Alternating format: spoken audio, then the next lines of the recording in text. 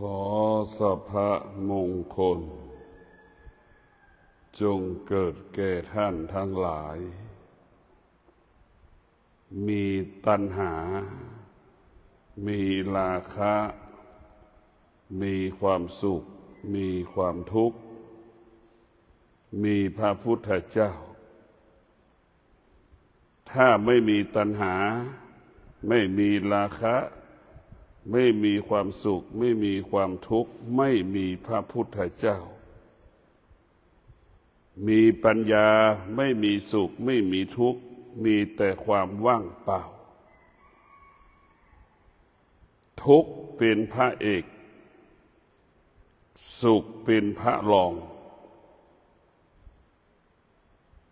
และความสงบก็อยู่เหนือสุขอยู่เหนือทุกข์ทุกข์เปรียบเสมือนครูและอาจารย์ความทุกข์เป็นผู้มีพระคุณต่อพระพุทธเจ้าความทุกข์เป็นผู้มีพระคุณต่อคนโลกทั้งโลกถ้าไม่มีความทุกข์ไม่มีศาสดามีทุกข์จึงมีศาสดาท่านทั้งหลายเราโปรดพิจารณาชาวโลกทั้งหลายเกลียดความทุกข์หลงความสุขนี่แหละมนุษย์ทั้งหลายที่ขาดปัญญาเกลียดความทุกข์หลงความสุขแต่เราพิจารณาแล้วความทุกข์เป็นผู้ที่ซื่อสัตย์ต่อเราความทุกข์ไม่เคยโกหกเราความทุกข์ไม่เคยให้เรานั้นหลอกล่อเราความทุกข์นั้น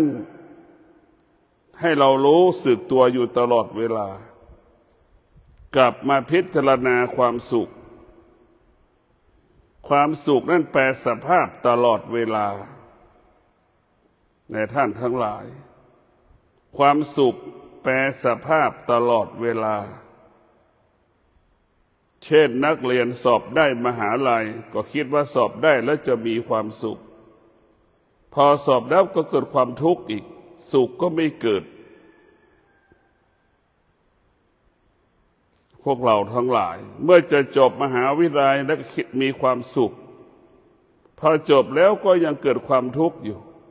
ในพวกเราทั้งหลายเมื่อจบมหาลัยแล้วได้งานทำแล้วก็คิดว่ามีความสุขพอเราไปทำงานแล้วก็เกิดความทุกข์อีกนี่แหละความสุขมันแปรสภาพตลอดเวลาความสุขเป็นผู้ที่ไม่ซื่อสัตย์ต่อเราตรงกันข้ามความทุกข์เป็นผู้ที่ซื่อสัตย์ภักดีต่อชีวิตของเราความทุกข์ไม่เคยโกหกเราแต่เรากลับไปหลงความสุขไปเชื่อความสุขเป็นของวิเศษเป็นของที่มีค่าเป็นของที่เป็นสิ่งที่มีคุณค่าและมีความหมายผู้มีปัญญาจึงพิจารณาว่าความทุกข์เป็นผู้ที่มีพระคุณต่อคนทั้งโลกพระพุทธเจ้าไม่ได้สรรเสริญความสุขพระพุทธเจ้าพูดเรื่องแต่ความทุกข์ความทุกข์จึงเป็นพระเอกในคำสอนของพระพุทธเจ้าความทุกข์เป็นแก่นเป็นสาระของการปฏิบัติธรรมประพฤติธรรมในพวกเราทั้งหลายเรียกว่าความทุกข์มันจะปลดปล่อยเราก็ได้ตรงกันข้ามความสุขนั้นมัดเรามัดแข้งมัดขาเราในพวกเราทั้งหลายสุขเปรียบเสมือนคอกงัวคอกควายก็ได้ขังเราเป็นอย่างนั้นแหละ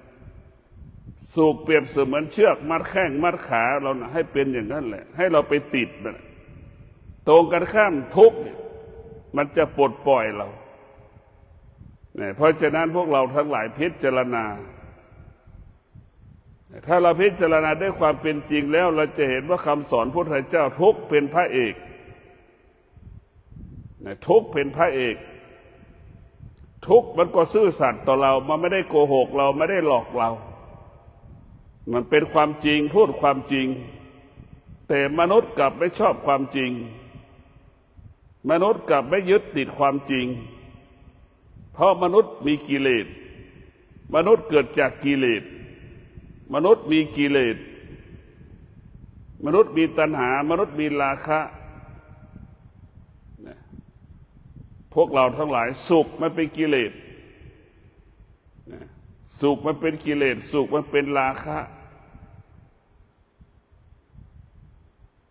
พวกเราทั้งหลายพิจารณาดูเราพิจารณาดูว่าทุกข์เป็นครูเป็นจริงหรือไม่เป็นจริงทุกข์มันสอนเราทุกวันทุกวันทุกวันทุกวันทุกวันทุกวันถ้าไม่มีทุกข์ก็ไม่มีศาสดาไม่มีศาสดาก็ไม่มีคำสอนเพราะไม่รู้ว่าใครจะค้นพบความจริงนำเอาความจริงมาประกาศให้เรารู้พวกเราทั้งหลายโปรดพินิจพิจารณาทุกข์เป็นสิ่งที่มีค่าสำหรับเจ้าชายสิทธัตถะ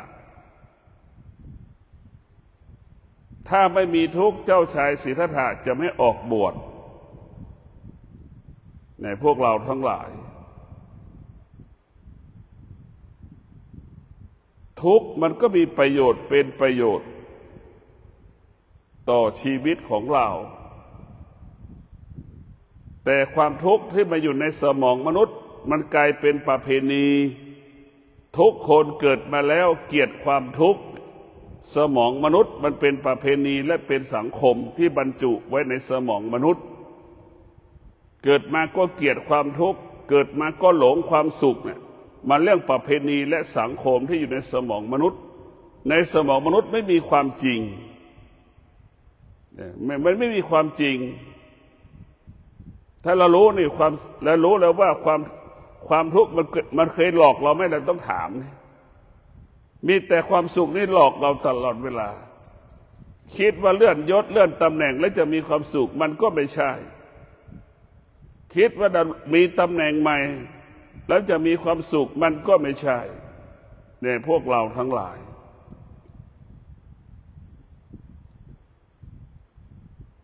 นี่มันหลอกเราตลอดเวลา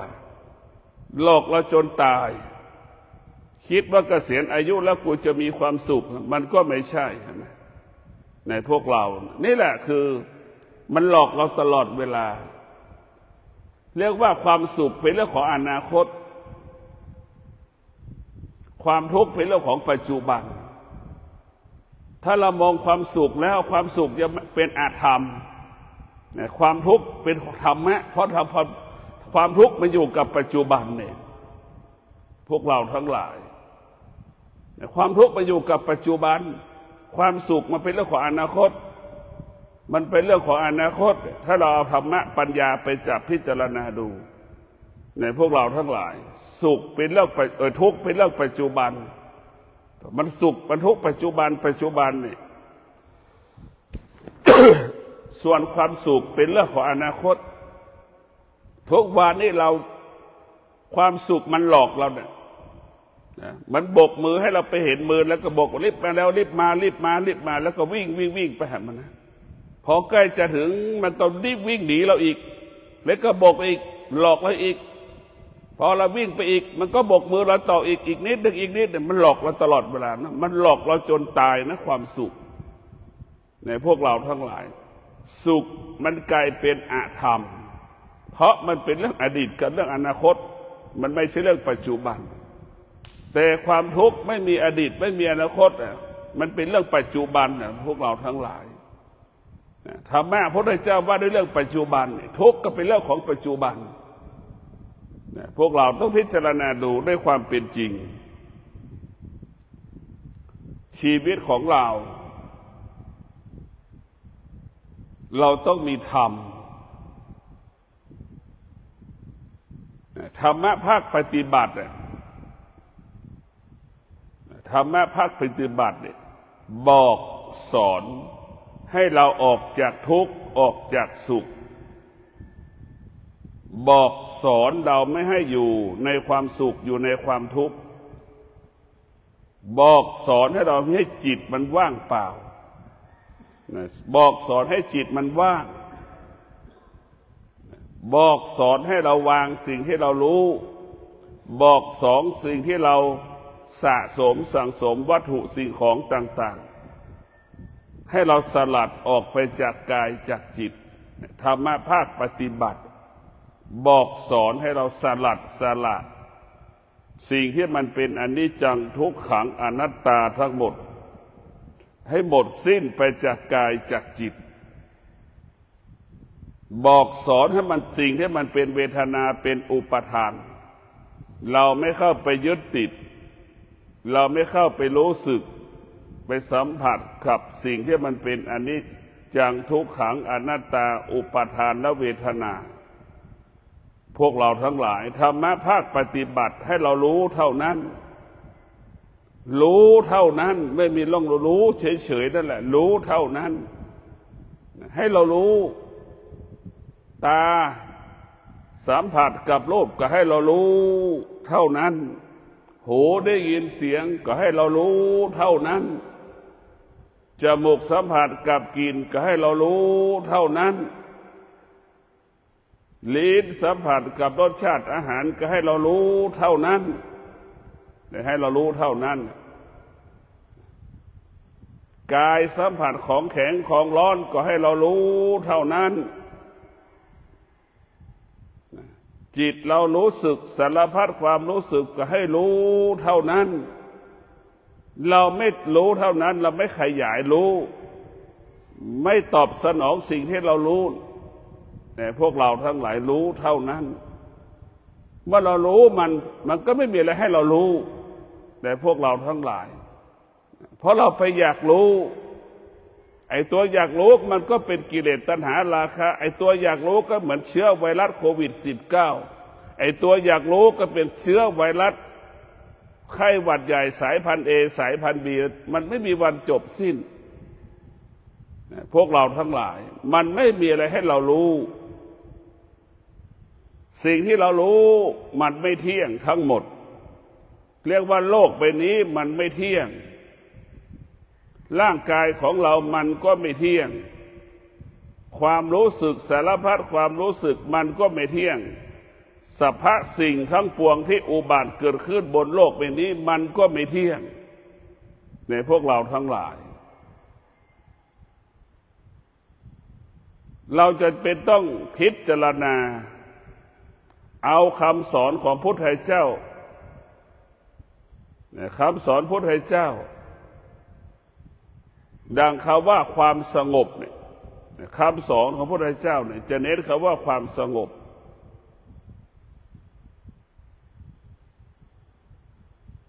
ธรรมะภาคปฏิบัติเบื้องต้นจะให้จิตสงบให้กายสงบกายสงบจิตสงบมันจะเกิดความสุข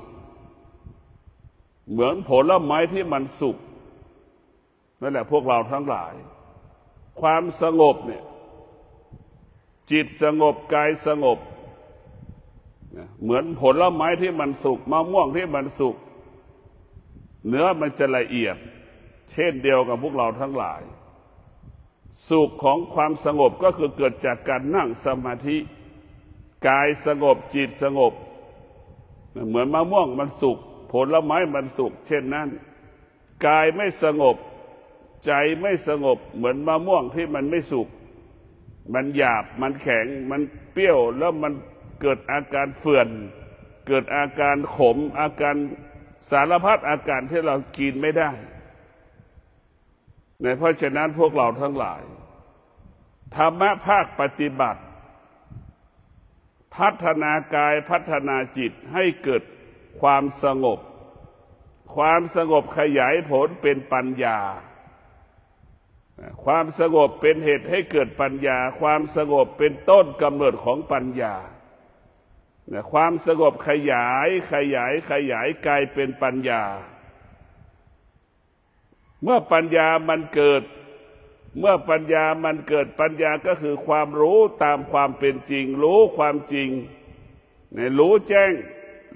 รู้จริงรู้ตามความเป็นจริงสุขมันไม่มีทุกข์มันไม่มีสุขมันไม่มีทุกข์มันมีแต่ความว่างเปล่าโลกใบนี้เรียกว่ามันมีแต่ความว่างเท่านั้นสุขอยู่ตรงไหนทุกข์อยู่ตรงไหนมันไม่มีไปดูตรงไหนไปดูที่ตายายปู่ย่าอายุ90-80นี่สามีอยู่ที่ไหนมันไม่มีแล้วคำว่าสามีก็เป็นเช่นนั้นแหละคำว่าภรรยาอยู่ไหนไม่มีแล้วเห็นไหมมันไม่มีแล้วพวกเราทั้งหลายพิจารณาดูนะ90สามีอยู่ไหนมันไม่มีภรรยาอยู่ไหนมันก็ไม่มีแล้วมันไม่มีเรากำหนดขึ้นเองว่าสามีแล้วก็คือภรรยาจริงๆสุขมันไม่มีทุกข์มันไม่มีเราก็ไปดูคนแก่ดิ90ดิเห็นไหมแก่90จนไม่รู้สึกตัวแล้วสุขก็ไม่มีทุกข์ก็ไม่มีเห็นไหมไอ้ตัวที่เรามีสติเราให้มีสุขมีทุกข์พอเราขาดสติไม่มีสุขไม่มีทุกข์เห็นไหมไอ้เราภาวนาของเราเนี่ยให้มันรู้แต่เราไม่ติดในรู้เราจึงอยู่เหนือสุขกับทุกข์มันแตกต่างคนที่ไม่ภาวนามันไม่รู้ว่าสุขมันไม่รู้ว่าทุกข์มันก็ยึดติดสุขกับทุกข์คนที่ภาวนาแล้วเกิดปัญญาแล้วเนี่ยจะอยู่เหนือสุขอยู่เหนือทุกข์หรือสุขไม่มีสุขไม่มีทุกข์ไม่มีในพวกเราทั้งหลายดูเถอะแกมา80-90สามีไม่มีแล้วภรรยาไม่มีแล้วปู่ก็เอาน้องสาวหรือพี่สาวมาเป็นเมียเห็นไหมตอนเราแก่เข้าเนี่ยคำว่าสามีคำว่าภรรยานี่ตอน90เห็นไหม80นี่ผู้เป็นปู่นี่ก็เอาน้องสาวหรือพี่สาวมาเป็นเมียเห็นไหมมีค่าเท่านั้นแหละท้ายสุดคำว่าเมียก็กลายเป็นพี่สาวน้องสาวอีกเห็นไหมคำว่าภาษามีภรรยาก็กลายเป็นพี่ชายน้องสาวอีกน้องสาวพี่ชายอีกเป็นแค่นั้นแหละมันไม่มีเลยคำว่าสามีมันหายแล้วพวกเราทั้งหลายสุขก็เช่นเดียวกันมันไม่มีทุกข์มันไม่มีเรากำหนดขึ้นเองเราจะเห็นว่าอายุเรา80สามีก็หายภรรยาก็หายกลายเป็นพี่กลายเป็นน้องเห็นไหมนี่แหละมันก็สมมติทั้งสิ้นมนุษย์ที่ขาดปัญญาก็ไปยึดติดสิ่งที่เราบัญญัติมนุษย์ที่มีปัญญาอยู่เหนือสิ่งมนุษย์บัญญัติ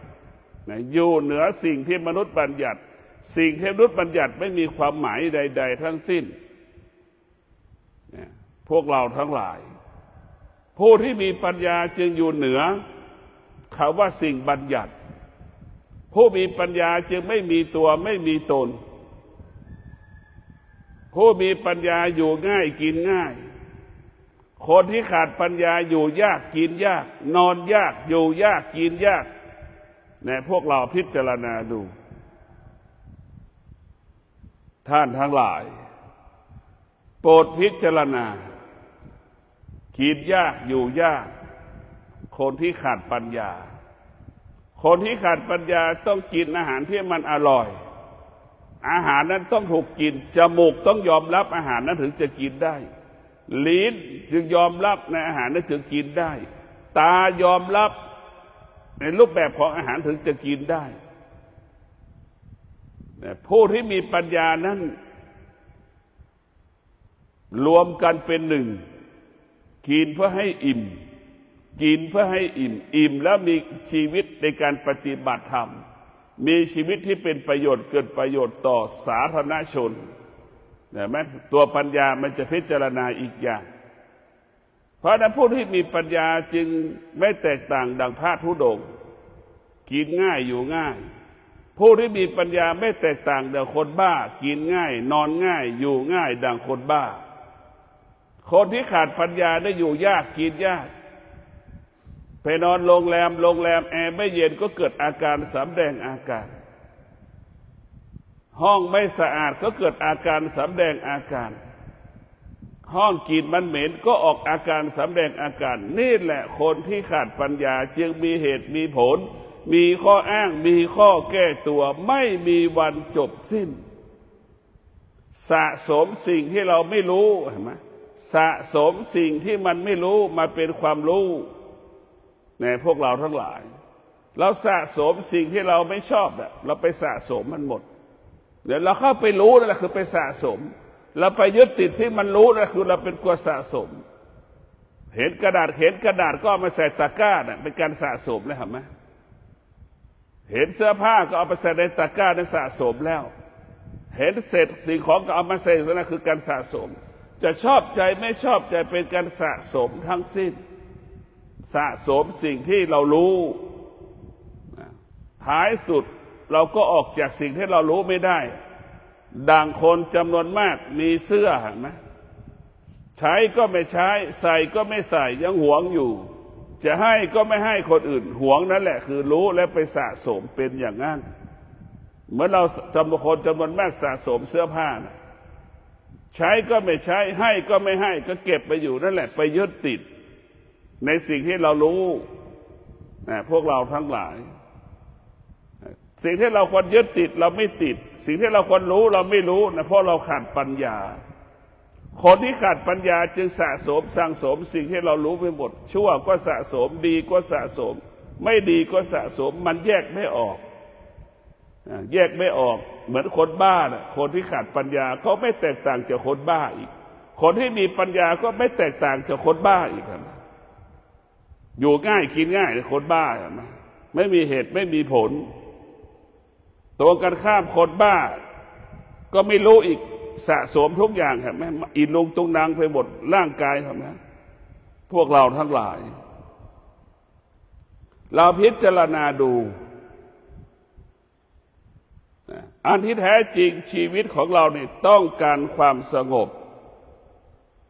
อันที่แท้จริงจิตของเรามันต้องการความสงบอันที่แท้จริงกายของเรามันต้องการความสงบความสงบในพวกเราทั้งหลายกับความสุขมันแตกต่างกันความสงบกับความสุขลักษณะมันก็แตกต่างกัน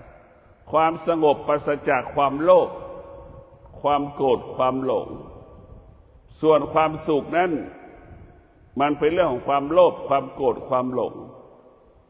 นะพวกเราต้องพิจารณาสุขมันจึงดิ้นตลอดเวลาดิ้นแย่งหลอกเรานะหลอกเรียกว่าหลอกให้เราหลงหลอกให้เรารักหลอกให้เรารักหลอกให้เราหลงหลอกให้เรายึดติดหลอกให้เรายึดมั่นท้ายสุดมันก็หลอกให้เราร้องไห้เสียใจนั่นคือความสุขแต่ความสงบนั้นไม่หลอกเราความสงบจะเกิดขึ้นได้พวกเราทั้งหลายต้องประกอบไปด้วยสติสัจจะวิริยะขันติสติสัจจะวิริยะขันติเอาไปควบคุมกายเช่นเรานั่งสมาธิเราจะเป็นต้องมีสติรู้สึกตัวว่าเราจะต้องนั่งสมาธิทุกวันเช้าเราจะต้องนั่งสมาธิ30 นาทีเย็นเราจะต้องนั่งสมาธิ30 นาทีให้เรารู้สึกตัวสติสัจจะมันก็จะบอกให้เรารู้เราจะนั่งสมาธิให้ครบ30 นาทีสัจจะมันจะบอกให้เรารู้30 นาทีเราจะไม่ขยับเท้าขวาไม่ขยับเท้าซ้าย มันจะบอกเราไม่ขยับเท้าขวาไม่ขยับเท้าซ้ายสติมันก็สัจจะมันก็จะบอกให้เราไม่ขยับมือขวาไม่ขยับมือซ้ายนี่สัจจะมันก็จะบอกให้เราไม่ลืมตา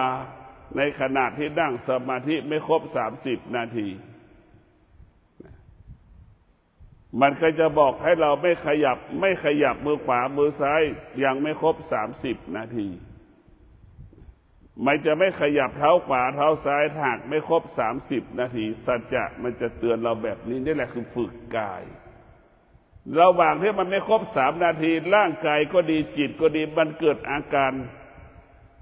ทุกข์ขึ้นมาหรือชอบใจไม่ชอบใจเกิดขึ้นมานี่เราจำเป็นต้องมีสติสัจจะวิริยะขันติไปควบคุมจนถึงที่สุดกายมันสงบจิตมันสงบพวกเราทั้งหลายเหมือนช้างป่าเราไปจับมันมาเห็นไหมจนถึงที่สุดช้างป่าอยู่กับคนได้เป็นอย่างนั้นละกายมันสงบจิตมันสงบมันต้องเกิดจากการฝึกฝนอบรมมันต้องเพิ่มทักษะอยู่ร่วมกันปฏิบัติร่วมกันกินร่วมกันอยู่ร่วมกันพวกเราจนที่สุดมันไว้ใจเชื่อใจพวกเราทั้งหลาย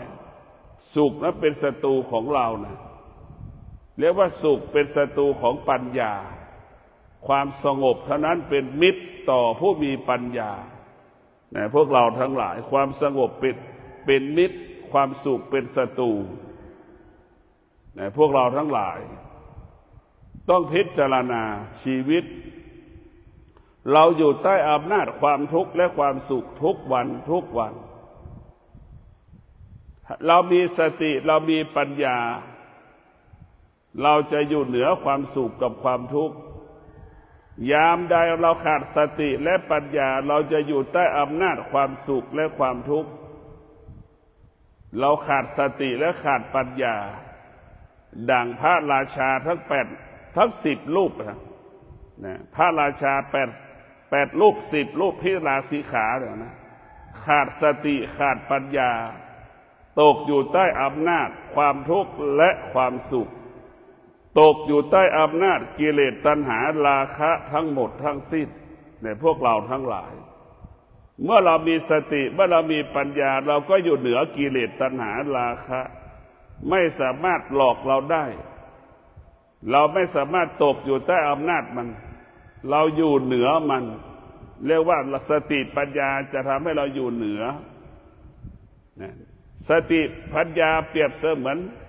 สติปัญญาเปรียบเสมือนควานช้างกิเลสตัณหาราคะเปรียบเสมือนช้างผู้ที่มีปัญญาจึงควบคุมกิเลสตัณหาราคะได้ดังควานช้างควบคุมช้างดังจ็อกกี้ควบคุมม้านั่นแหละพวกเราทั้งหลายสติปัญญาเหมือนจ็อกกี้สติปัญญาเหมือนควานช้างพวกเราทั้งหลายพิจารณาเช่นนี้แล้วดูพิจารณาดูว่าสติปัญญาเปรียบเสมือนควานช้างสติปัญญาเปรียบเสมือนม้ากิเลสตัณหาราคะเปรียบเสมือนช้างเปรียบเสมือนม้าเห็นไหมผู้มีปัญญาจึงอยู่เหนือกิเลสตัณหาราคะนี่แหละพวกเราทั้งหลายมันเหมือนกันหมดแหละชาวบ้านมีความรู้สึกแบบใดพระสงฆ์ก็มีความรู้สึกเช่นนั้นชาวบ้านกับพระสงฆ์จะแตกต่างกันก็คือพระสงฆ์อาจจะหยุดยับยั้งความรู้สึกสุขก็ดีทุกข์ก็ดีได้มากกว่าชาวบ้านพระสงฆ์รู้สึกแต่พระสงฆ์ไม่สามารถตอบสนองความรู้สึกนั้นได้ชาวบ้านรู้สึกแต่ชาวบ้านสามารถตอบสนองความรู้สึกได้ทันทีมันแตกต่างกันดังชาวบ้านที่มาปฏิบัติธรรมเนี่ยดังผู้ที่มาปฏิบัติธรรมเนี่ยรู้สึกแต่ไม่สามารถตอบสนองความรู้สึกได้ใช่ไหมนี่แหละการเข้ามาปฏิบัติธรรมนี่แหละมันได้ตัวนี้แหละนี่แหละคือได้รู้แต่ไม่ตอบสนองสิ่งที่เรารู้นี่คือธรรมะ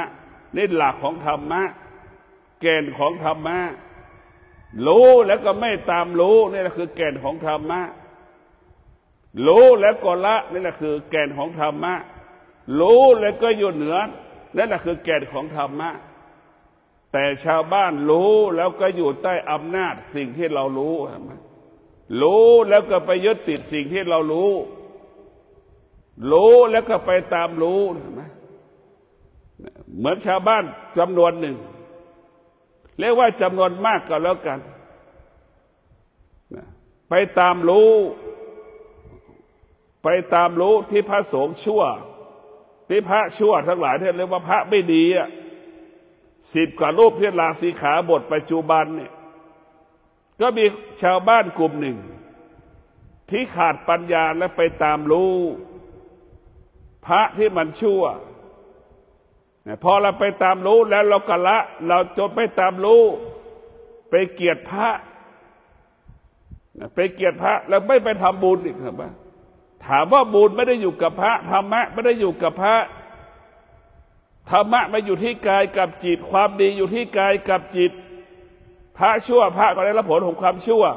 เราจะเอาพระชั่วมาเป็นเหตุไม่ให้เราทำความดีมันไม่ถูกต้องในพวกเราทั้งหลายเราไปตามรู้เราขาดปัญญาไปตามรู้เหตุการณ์ของพระสงฆ์ที่ชั่วไปตามรู้พอตามรู้เสร็จแล้วก็ไปยึดติดที่สุดไม่ยอมทำบุญไม่ยอมสร้างความดีพวกเราทั้งหลายพระพุทธเจ้าสอนแล้วว่าไม่ตามรู้ผู้มีปัญญาผู้มีสติผู้มีปัญญาไม่ตามรู้หว่านพืชเช่นไรย่อมได้รับผลเช่นนั้นพระผู้ใหญ่แต่ละรูปทำแบบไหนก็ได้รับผลเช่นนั้นนี่คือความจริงเราไม่เคยมองความไม่เป็นจริงเราไปหลงความไม่เป็นจริงไปยึดติดความไม่เป็นจริงและเอาความไม่เป็นจริงเอาความชั่วมาขวางกั้นในการทำความดีเนี่ยมันผิดแต่พวกเราทั้งหลายเรารู้แล้วว่าพระถึงจะเป็นพระทำชั่วต้องได้รับผลของความชั่วความดีไม่ได้อยู่ที่พระความชั่วไม่ได้อยู่ที่โยมนะฮะเราเข้าใจอย่างนี้ใครทำชั่วก็คนนั้นต้องได้รับผลไม่ว่าพระหรือโยมอันนี้ให้เราคิดแบบนี้แต่เวลานี้เราขาดสติปัญญาไปหลงในความชั่วของพระแล้วก็ละความดีไม่ทำความดีไม่สร้างความดีพวกเราทั้งหลายความดีความชั่วมันไม่ได้เกิดสมัยปัจจุบันมันเกิดตั้งแต่สมัยพระพุทธเจ้าแล้ว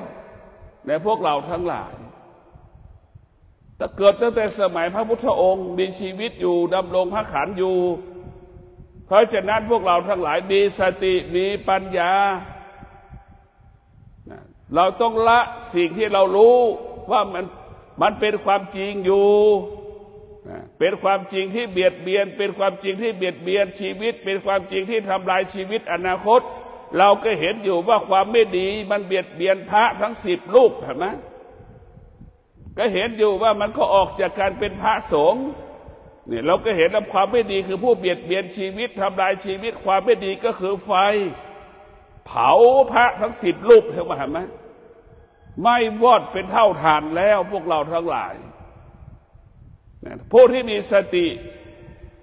ดีก็อยู่เหนือไม่ยึดติดในความดีความไม่ดีก็ไม่ยึดติดผู้มีสติและมีปัญญาดีก็เป็นเรื่องอนาคตไม่ดีก็เป็นเรื่องอนาคตผู้ที่มีสติปัญญาอยู่กับปัจจุบัน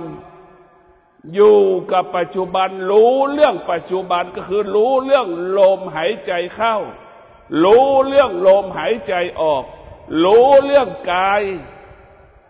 รู้เรื่องกายรู้เรื่องจิตพวกเราทั้งหลาย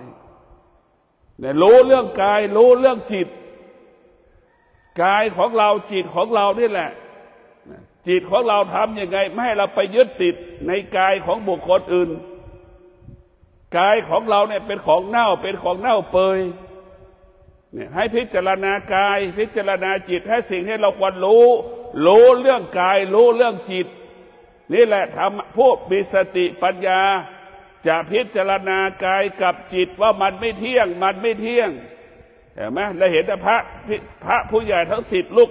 ลาสิกขาบทไปแล้วก็เพราะมันไปยึดติดสิ่งที่มันไม่เที่ยงนั่นแหละผู้ที่มีสติมีปัญญาก็อยู่เหนือสิ่งที่มันไม่เที่ยงสิ่งที่มันไม่เที่ยงไม่มีค่าไม่มีความหมายสำหรับผู้ที่มีสติมีปัญญาให้เราพิจารณาแบบนี้พวกเราทั้งหลายเราขาดสติขาดปัญญานะพระก็กลายเป็นพระก็กลายเป็นพระที่ทำชั่วก็กลายเป็นหมาเน่าหมาตายโยมที่ไปยึดติดในพระที่ทำความชั่วก็มีอีแรงไปกินของเน่าเห็นไหมพวกเราทั้งหลายพิจารณาดูเนี่ยพระที่ไม่ดีเปรียบเสมือนหมาที่มันตายมันเน่ามันเหม็นเนี่ยโยมที่ขาดสติขาดปัญญาไปยึดติดได้พระที่ทำความชั่วเราก็กลายเป็นอีแรงเป็นอีกาเห็นไหมเป็นหมาป่ากินเนื้อหมาป่าเห็นไหมของเน่าของเหม็นนั่นแหละนี่แหละคือเราขาดสติขาดปัญญาเนี่ยพวกเราทั้งหลายเราจะไปติดในชั่วจะไปติดในดีติดปัจจุบันเหมือนองคุลิมานเห็นไหมตัดนิ้วมือคนจำนวนมากพวกเราทั้งหลายพอมีสติขึ้นมาเท่านั้นแหละพิจารณาจนถึงที่สุดองคุลิมานกลับใจเห็นไหมจนเป็นอรหันต์ได้ทำชั่วในอดีตก็ไม่มีค่าทำดีในอดีตก็ไม่มีค่าสิ่งที่มีค่าก็คือสติรู้ปัจจุบัน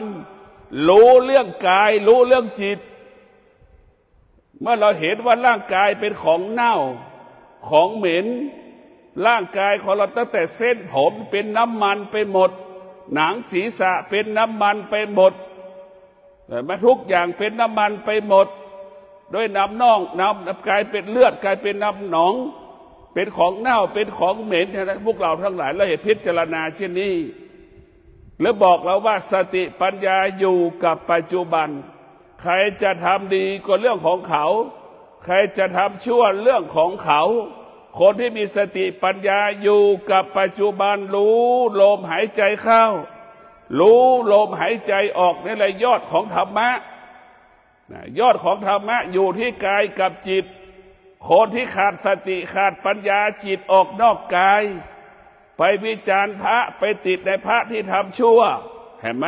เราก็กลายเป็นอีแรงเป็นอีกาเป็นหมาไปกินของเน่าของเหม็นเห็นไหมมันเป็นเช่นนั้นแหละพวกเรากลายเป็นมดเห็นไหมกลายเป็นแมลงต่างๆไปกินของเน่าของเหม็นหมดถ้าเรามีสติเรามีปัญญาเราจะอยู่เหนือความชั่วอยู่เหนือความดีอยู่กับปัจจุบันอยู่กับปัจจุบันอยู่กับปัจจุบันเมื่อเราอยู่กับปัจจุบันเราก็ไม่ต้องเป็นดังพระที่10 รูปถ้าเราอยู่อย่างกับปัจจุบันเราก็ไม่มีอดีตไม่มีอนาคตชั่วไม่มีดีไม่มีอยู่กับปัจจุบันอยู่กับปัจจุบันคืออยู่กับกายเท้าขวาย่างเนี่ยนี่อยู่กับปัจจุบันรู้ว่าเท้าขวามันย่างเท้าซ้ายย่างเนี่ยเราอยู่กับปัจจุบันให้เรารู้เรายืนเราก็รู้ว่าเรายืนเราจะนั่งก็รู้ว่าเรานั่งเราจะลุกให้รู้ว่าเรารู้ว่าเราจะลุกให้เรารู้สึกตัวอยู่ตลอดเวลาธรรมะให้เรารู้สึกตัวว่ากายเราขับเคลื่อนนี่แหละคือหัวใจของธรรมะให้เรารู้สึกตัวรู้สึกตัวรู้สึกตัวคนส่วนมากมันไม่รู้สึกตัวคนส่วนมากไม่รู้สึกตัวก็ไปยึดติดเห็นไหมไปยึดติดสิ่งที่มันไม่ดีมาไปยึดติดสิ่งที่มันไม่ดีเพราะฉะนั้นพวกเราทั้งหลายแกนของธรรมะก็คือให้เรารู้สึกตัวให้เรารู้ว่าเราโมโหหงุดหงิดรู้แล้วก็ให้เราอยู่เหนือรู้นี่แหละสิ่งโมโหหงุดหงิดมันก็ไม่มีค่าไม่มีความหมายใดๆทั้งสิ้นรู้โมโหหงุดหงิดเราก็มีสติที่จะละโมโหหงุดหงิดรู้ว่าโมโหหงุดหงิดรู้ว่ามีความอยากเราก็จะมีสติก็คือบอกให้เราอดทนหยุดความอยากนั้นได้ความอยากนั้นไม่ถูกต้องความอยากไม่ชอบธรรมเราจะไม่ทำความอยากใดๆที่ปราศจากศีลทั้ง5เราจะไม่ทำความอยากใดๆที่ประกอบด้วยศีล5เราถึงจะทำเนี่ยพวกเราทั้งหลายดังสามีของเราภรรยาของเรานี่เรามีความอยากต่อกันและกันเป็นความอยากที่ประกอบด้วยศีลเป็นความอยากที่คนยอมรับได้นะพวกเราทั้งหลาย ความอยากใดๆที่มันล่วงละเมิดศีลเป็นความอยากไม่ดีแต่พวกเราทั้งหลายให้มีสติผู้ที่มีสติปัญญาไม่ยึดติดสิ่งที่รู้ดังข่าวออกทีวีทุกวันพระราชาคณะ10 รูปรู้เฉยๆไม่มีค่าสำหรับเราผู้ที่มีสติปัญญาจะมุ่งมั่นบำเพ็ญเพียรทำความดีแต่มีคนบางคนส่วนมากของประเทศขาดสติขาดปัญญาเห็นพระชั่วเห็นพระไม่ดีเลิกการทำความดีนี่โง่ที่สุดนะพวกเราทั้งหลายนะอันนี้เรารู้แล้วโง่ที่สุดเลิกการทำความดีความดีไม่ได้เกิดจากพระที่ทำชั่วความชั่วก็ไม่ได้เกิดจากพระที่เกิดจากความชั่วพวกเราความดีมันอยู่ที่กายกับจิตเราต้องมาบำเพ็ญเพียรทำความดีให้จิตเราสมบูรณ์ให้จิตเราแข็งแรงเมื่อจิตเราแข็งแรงจิตเราสมบูรณ์เราจะไม่หลงทางเราจะไม่หลงผิดขอให้พวกเราได้โปรดพิจารณามีสติรู้อยู่เหนือสิ่งที่เรารู้มีสติรู้ละสิ่งที่เรารู้มีสติรู้ไม่ตามรู้สิ่งที่เรารู้ไม่มีค่าไม่มีราคาไม่มีความหมายใดๆทั้งสิ้นสิ่งที่มีค่าสิ่งที่มีความหมายคือเราอยู่เหนือมันพวกเราทั้งหลายเราอยู่เหนือมันรู้มันอยู่เหนือมันรู้มันละมันรู้มันไม่ตามรู้มันนี่แหละคือยอดของธรรมะขอเจริญพร